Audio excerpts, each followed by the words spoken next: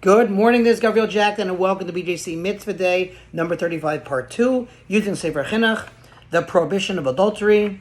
A Mitzvah Day keeps us on its way, once again dedicated for the Baruch Tzlacha, the blessing and success of Avram, of Moshe Aaron ben Avram Yisachar.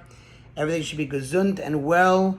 We trust in Hashem, we believe in Hashem, and whatever happens is ultimately for the best. Okay, the Chinuch adds another point. Additionally, numerous detriments result from adultery, as it can be a cause for the negation of numerous mitzvahs that the Almighty has placed upon us. One such instance is that He has commanded us regarding honoring our parents, but with the prevalence of adultery, parents would not be identifiable to their children. There would be another pitfall, regarding that which we were also commanded not to cohabit with a sister, nor with many other women who are related to us. And all these prohibitions would be uprooted as a result of the prevalence of adultery, since people would not be able to identify their family members. The Chinuch continues with additional points. Aside from the above, in committing adultery with another man's wife, there's an aspect of robbery, which is obviously something that the intellect rejects. Also, it could be a cause for the loss of life, for it is well known regarding the nature of men that they become jealous over their spouse's adultery with others, and that they often exact revenge from the adulterer, even to the point of taking his life. And finally, there are numerous problems aside from all these mentioned above that can result from adultery. The laws of this mitzvah include, for example, the requirement to distance this matter of adultery through the rule that one may not seclude himself with wives of other men.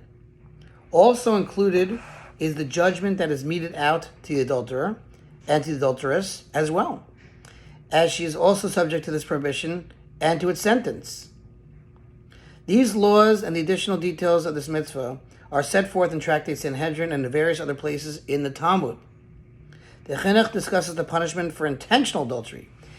There in Tractate Sanhedrin, it is explained that in the case of one who commits adultery with a fully married woman, i.e. one who has reached the state of both, Nisuin, meaning both stages of marriage, there was engagement period and officially being married, slightly different than it is nowadays.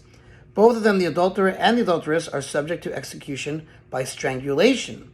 But in the case of one who commits adultery with a betrothed maiden, both of them are subject to execution by skila, by stoning.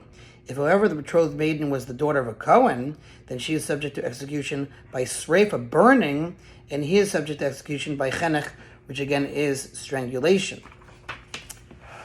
The prohibition against adultery with another man's wife is among the commandments that apply to all the people of the world in general, whether Jews or non-Jews. However, there is a slight difference between Jews and non-Jews regarding the matter of how a woman becomes a man's wife. With respect to non-Jews, marriage is accomplished only through cohabitation, with the intent to remain together as a couple permanently, whereas a Jew can acquire a wife even through the process of kedushin, which includes giving a document or money in exchange for marriage. Okay, acquiring your wife through marriage. That was your mitzvah. Thanks for listening. You sponsor feature mitzvah, 36-100 for the gold. We certainly do appreciate your sponsorship. Have a wonderful day. We'll see you tomorrow.